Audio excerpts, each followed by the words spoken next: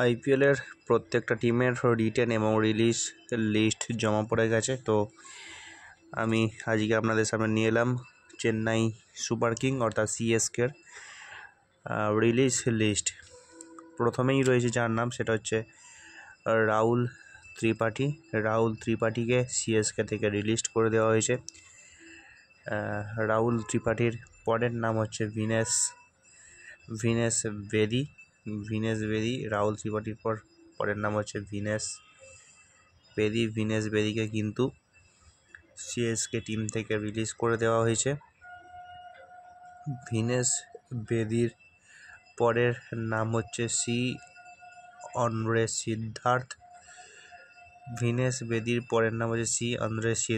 সিদ্ধার্থকেও কিন্তু চেন্নাই টিম থেকে রিলিজ করে দেওয়া হয়েছে। পরের নাম সব থেকে বড় 2025 আইপিএল অকশনের আগে, যার নাম হচ্ছে রবীন্দ্র জাদেজা। তাকে কিন্তু ট্রেড করা হয়েছিল সঞ্জু স্যামসনের সাথে। Trade release Rabindra Jadeja, big name for CSK, এখন আরআরএ হয়ে গেছে। তার পরের নাম হচ্ছে রবীন্দ্র জাদেজার পরের নাম হচ্ছে রাচিন রবীন্দ্র কিন্তু একজন ওপেনার ব্যাটসম্যান ছিল। রাচিন রবীন্দ্রকেও কিন্তু চেন্নাই রিলিজ করে দিয়েছে।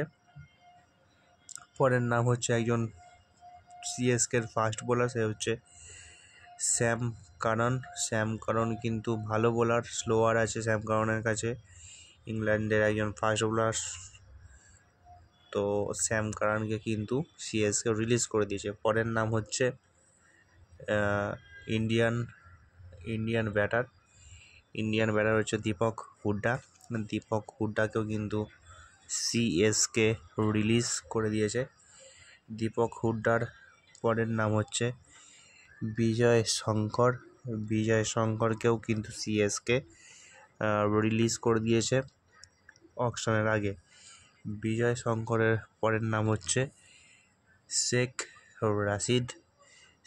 রাশিদকেও কিন্তু সিএসকে রিলিজ করে দিয়েছে।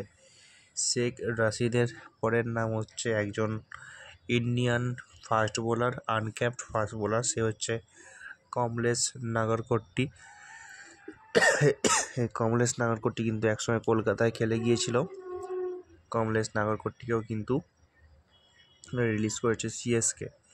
এবং সিএসকে রিলিজ লিস্টের সব থেকে শেষ এবং খুব প্রয়োজনীয় একটি খেলোয়াড়ের নাম হচ্ছে, সেটা হচ্ছে শ্রীলঙ্কান ফাস্ট বোলার পাতি রানা কিন্তু পরিচিতি পেয়েছিল এই সিএসকে থেকেই।